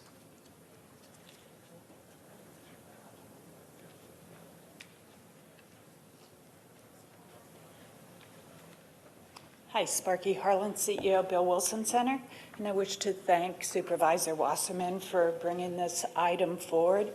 2 years ago, I did a tour with Supervisor Chavez to Elmwood and was quite shocked to see the minimum security women in striped prison garb, especially when I consider our county really trauma-informed and on the cutting edge of services.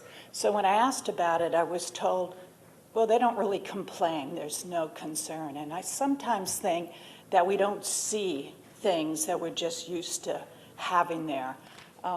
But my board has a new committee on public policy and advocacy, and they looked at 10 items that they wanted to address first in this community, and getting the women out of prison garb was one of their first items that they said they wanted to take on. And when we found out it would only cost less than $5,000 to swap out to a solid color, we said, why don't we do this in this county? So they started going through the committee process, and when they met with Supervisor Wasserman, he said, let's just take it directly to the board. I had to chuckle a little bit because they were like, no, you told us it had to go through all these committees first. And we said, no, this is a good thing when it's brought directly to the board. It really shows to me that the county understands this is an issue we should have probably addressed earlier, but now's a good time to really take a look at it. And I thank you for your support of this and hope you will consider taking the women in minimum security out of the prison garb of stripes. Thank you.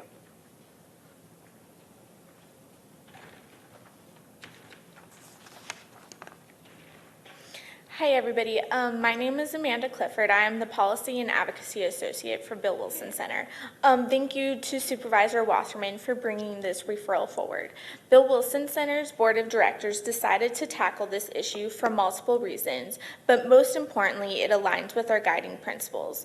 BWC strives to build reconnections with families. It can be difficult to build and maintain reconnections between mothers and their children if their children are traumatized from seeing their mothers in jail uniforms. Minimum security inmates are considered to be the least dangerous and pose the least amount of harm to the community, yet they are given prison uniforms with a significant amount of stigma, black and white stripes. I realized during the era of jail reform in this county, something like changing classification color of prison garb is something like changing the classification color of prison garb to something less stigmatizing seems small, but when in custody, the smallest things often have the biggest impact.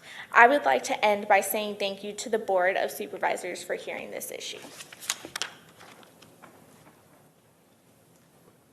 Our last speaker on this item. Good morning. Thank you, Supervisor Wasserman, for introducing this recommendation, this referral. I am Micaela Stramera. I sit on the board of directors of the Bill Wilson Center and am the chair of the committee that was just referenced on policy and advocacy and was part of the advocacy for this policy change. I'm also a public defender, and I wanted to offer some insight from that perspective in that the rationale for this referral, which is that the uniforms are detrimental to self-esteem and they're traumatizing to children and family members, it applies with equal force to the courtroom environment. And that the experience of entering a courtroom in these uniforms and undergoing this experience is a significant distraction, of which there are many, simply to focusing on your case and having a clear enough mind to make good decisions about your case in your best interest. And so I hope that you'll consider that rationale as well. And I thank you again, Supervisor Wasserman, for introducing this, and I thank each of you for considering ways in which we can treat one another better, especially as we undergo the difficult experience of the criminal justice system. Thank you. Thank you. Do we have any other speakers on this item, Madam Clerk? If not, we'll ask that you put the voting panel up on our screens so that Supervisor Wasserman can make a motion if he wishes. And a comment, if I may. And a comment, absolutely. We have a motion in support from Supervisor Wasserman and a second from Supervisor Ellenberg, and I'm going to turn now to the maker for a comment. Thank you. I want to thank the Bill Wilson Center, Sparky in particular, the board in particular, but Amanda Clifford most of all. And getting to know you and your experience, your background, your reason, took a lot of guts, and you're doing good stuff. And I thank you for coming to me with this idea, and I am certainly making the motion, looking for my fellow soup support on this.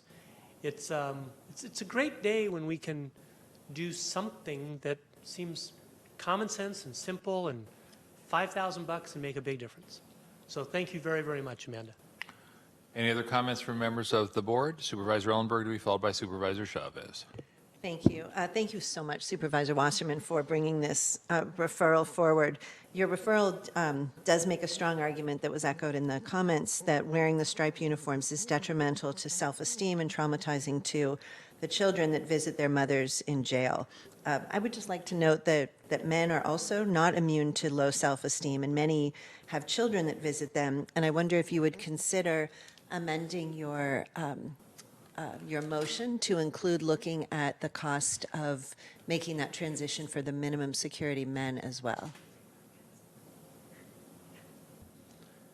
May I respond through the chair? Please. Thank you. Amending the motion to look at that, and if, not just at the cost, but exactly what that means. I'd like to get administration's response back. I was very much persuaded by Amanda on not only the number of individuals, but also the risk. There's reasons for identification within our jail system with the reds and browns and different levels of security. And I certainly understand at Elmwood and the low security that the men may well be appropriate to do the same thing with. So yes, I will make that a friendly amendment to my motion, that we receive a report back on what's involved as compared to actually saying yes at this point, at this time, which I think was your recommendation, was to bring it back. Yes, that's fine. And specifically just with regard to the men that are in minimum security. Yes. No, I had information and data and had an opportunity to think about it and do that. And if doing the men makes sense as well, I'll certainly be a supporter of that. I appreciate that. Thank you so much. Thank you. And we have a comment from Supervisor Chavez's mic is no longer on, but we do have a comment from the county executive. Dr. Smith? Yes, out of my anxiety, I just want to make sure the board knows that this is a decision made by the sheriff, not administration. We'll be happy to pay for whatever happens, but clothing for the inmates is decided by the sheriff. So we'll communicate your referral on. Thank you. Duly noted. The maker and the seconder still have their motion on the floor. And to both the maker and the seconder, my understanding is that as part of this referral, that any, quote, security concerns are going to be addressed by virtue of the referral, yes? I'm getting a confirmation on that, just so that when comes time to allocate funds, if that time comes, that we can say we did our due diligence on those issues. So we'll ask all 5 members, please vote on the screen, and all 5 votes have now been cast. And the clerk will display the results so that we can announce that the measure has passed on a 5-0 vote. Thank you all very much. That takes us to item number 13. This is a referral from Supervisors Chavez and Cortese. Let me see if we have cards from members of the public who would like to speak. We do not, so let me turn without delay to Supervisors Chavez and Cortese. Supervisor Chavez, your light is on. Thank you very much. I wanted to also just thank Supervisor Cortese for bringing this forward with me. As we know, e-cigarette use is a critical issue affecting youth under 21, both in our community and across the country. I just want to remind my colleagues that we have a history of playing a leadership role relative to addressing teen tobacco use, and Supervisor Yeager really paved the way to discouraging the sale and distribution of tobacco products for anyone under the age of 21. Nationally and locally, e-cigarette use among youth under 21 is increasing so much that the U.S. Surgeon General Jerome Adams declared it an epidemic in December.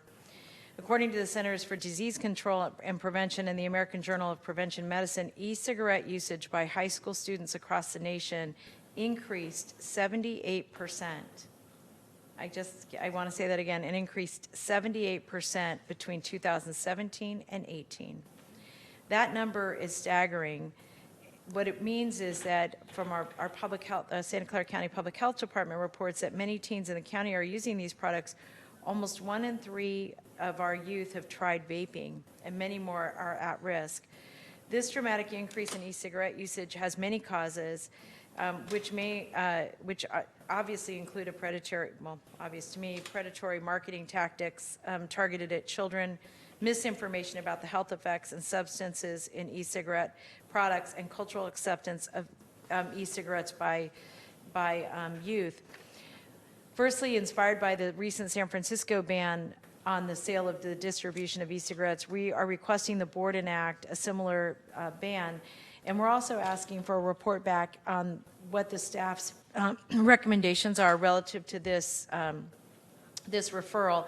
And I'm really interested from my colleagues' perspective, and if there are any concerns or thoughts that you have, that we express them at this time to staff so staff can incorporate them. I just want to close with this thought. I, like many of you, have been really focused on the risks of nicotine use for children and young people.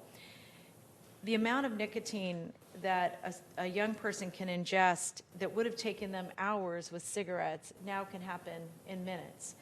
And we don't fully know what the implications are of that. But recently, Stanford did a research study that didn't just look at nicotine. It actually looked at the flavors of cinnamon, menthol, and other flavorings. And they believe that the actual liquid that are in the pods outside of nicotine are toxic to many of the cells in the human body. And so to me, this seems like it should almost be an emergency. Well, it should be an emergency that we ban this for children, but in terms of our understanding of the impacts for adults, I think we're going to have to move much more quickly in terms of getting information out, both about what we know as we know it and what we don't know and what we're still researching. All right. Supervisor Cortese, and then Supervisor Ellenberg, and meanwhile, we'll ask the clerk to display the voting panel on our screens. Thank you, President Simidian, and thank you, Supervisor Chavez, for stating the case so well. I would hope that, generally speaking, these possible actions are all, I guess I would call them no-brainers in terms of what the board should be doing next, maybe what we should have done even sooner. I do know, having been here, as Supervisor Chavez said, that Supervisor Yeager was kind of taking the lead here. I had a similar role in the San Jose City Council in terms of working on anti-tobacco and clean air issues, but he really took the bull by the horn here and by the horns and said, not only should we be removing tobacco from multifamily dwellings and things like that, but we should be taking flavored tobacco products out of proximity to schools and other facilities. So this is just a natural next step. I doubt seriously among health experts and non-health experts alike across the country that there's any significant opposition to moving toward the same type of posture towards these products as we have with tobacco over the last couple of decades. Thank you. Thank you. Supervisor Ellenberg, forgive me. Thanks. I want to thank my colleagues, Supervisors Chavez and Cortese, for bringing forward this referral. I had the opportunity recently to attend and speak at the Public Health Department Summit on the dangers of vaping, and particularly the insidious marketing towards children, and had a chance to hear that Stanford report presented by the doctor that led that effort. I'd like to suggest that the reports that are requested in this referral include a couple of things. First, information on the current ordinances that are in place among Santa Clara County municipalities, opportunities to support alignment and adoption of evidence-based policies through county action, such as coordination of enforcement activities or support from the Public Health Department to municipalities, and any data from the California Youth Tobacco Survey, the Healthy Stores Report, enforcement data, and any other sources that could help us better understand where the youth are accessing the tobacco products.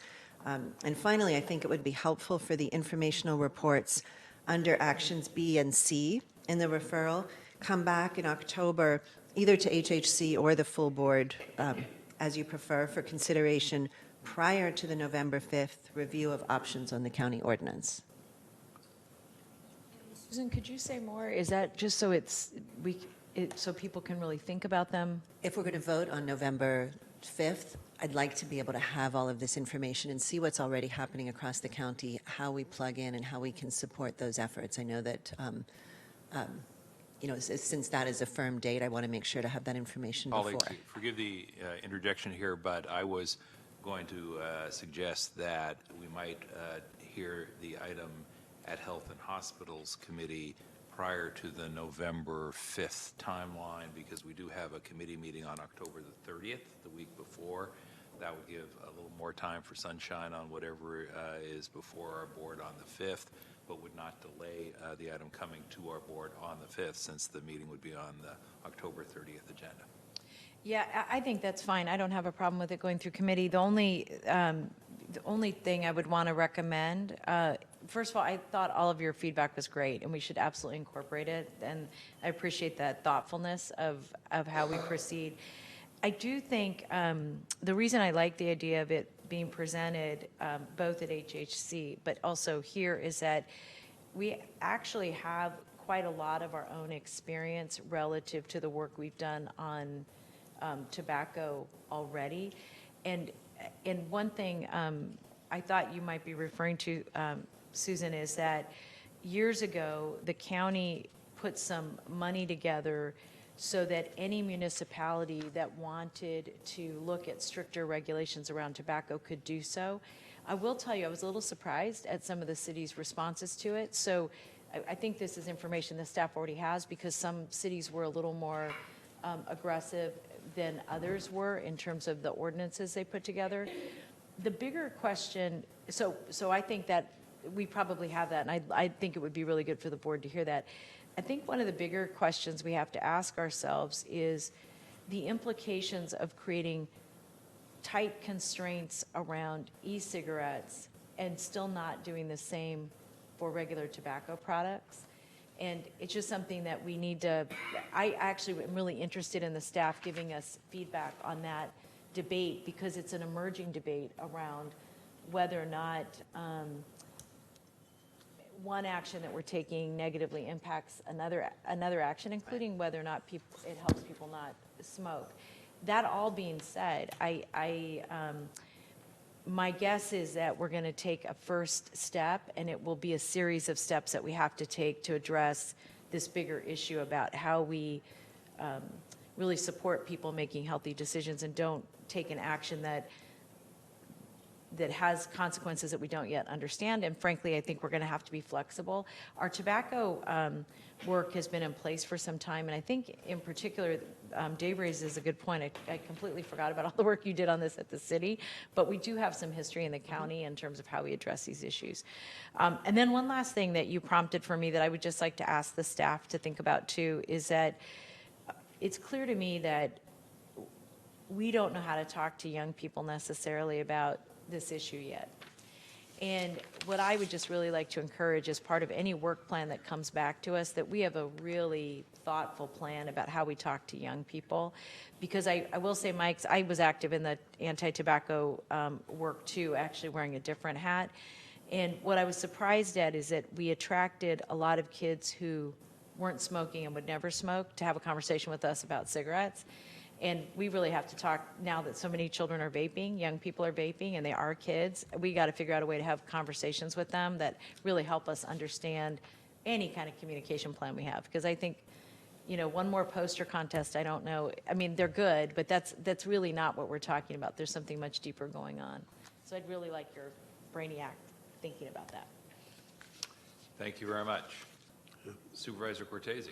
Yeah, President, just to clarify, so, and I wouldn't have asked these questions, but for the sort of change to HHC. So I'm understanding HHC has a meeting in October. How long before November 5th? The meeting is scheduled for October the 30th, which is a Wednesday before a Tuesday, November 5th meeting.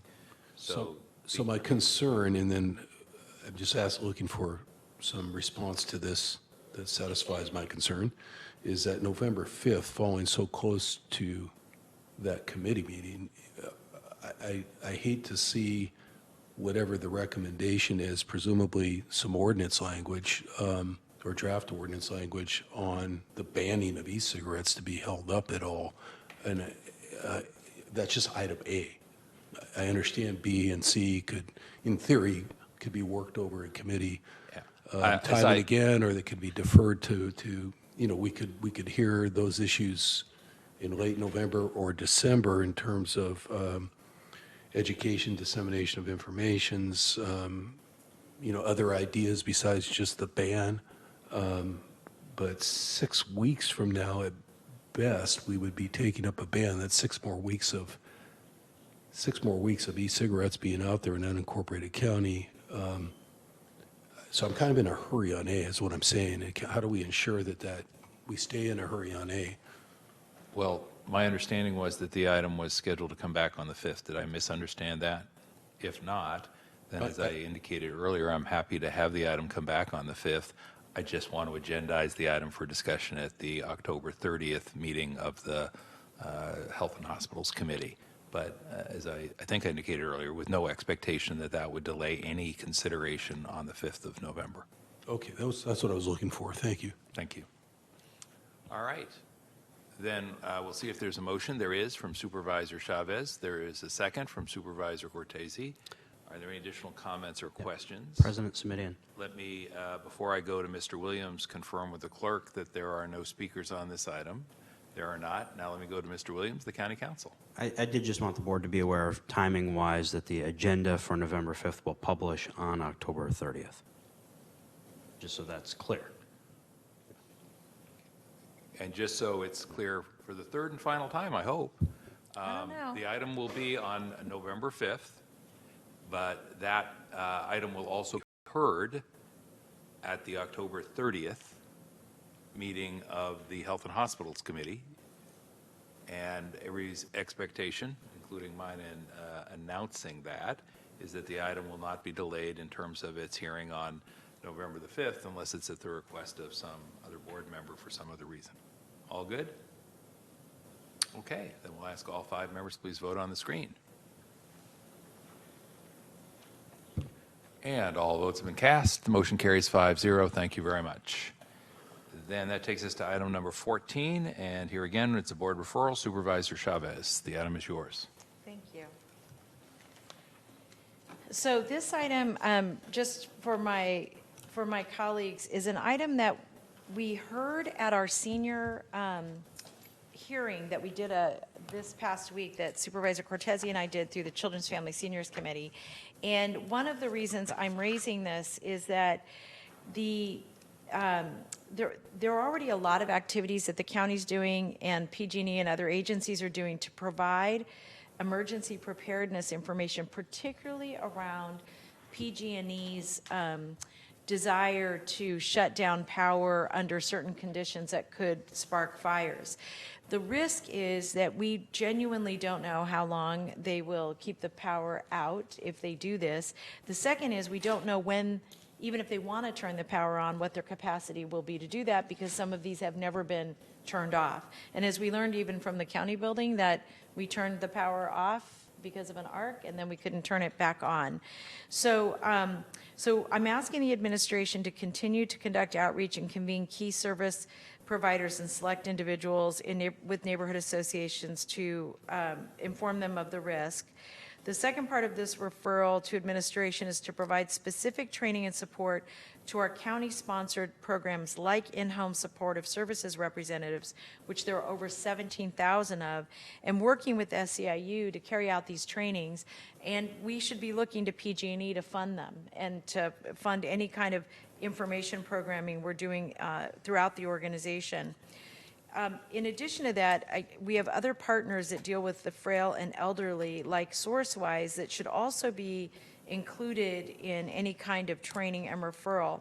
And finally, we want to make sure that that we understand how vulnerable individuals are going to be able to receive support. So making sure that there's a hotline for folks, there's training and guidance, and whatever resources communities may need, again, that we're partnering with PG&E to make sure that PG&E is providing those resources.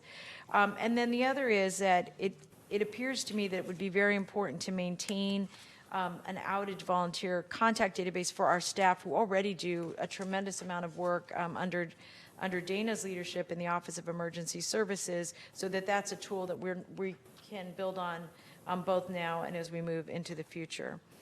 So that is my recommended action. All right, thank you very much. We'll ask the clerk to please display the voting panel on the screen so you can make a formal motion. We'll see if there's a second, which I expected there would be. Thank you, Supervisor Cortese. We'll see if there are any comments from colleagues. Supervisor Chavez, before I go to Supervisor Ellenberg, yes, no? I was actually going to ask James Williams if he had any comments, but I'll defer to Susan first. Great, thank you. And before I go to Supervisor Ellenberg, let me just confirm there are no speakers on this item. Supervisor Ellenberg. Sure, thank you. And thank you for this recommendation. As you mentioned, Supervisor Chavez, PG&E is already doing outreach. I just want to make sure that whatever we do is adding value, not duplicating efforts, and would ask that whatever recommendations administration comes back with, they include a report back on how we'll measure success of this effort. I think those are great suggestions. And I will just say, what prompted me to do this is I have felt that PG&E's efforts have been passive, and that we need to access our resources because, frankly, by that I mean our human resources in partnership with PG&E, because I feel like they've been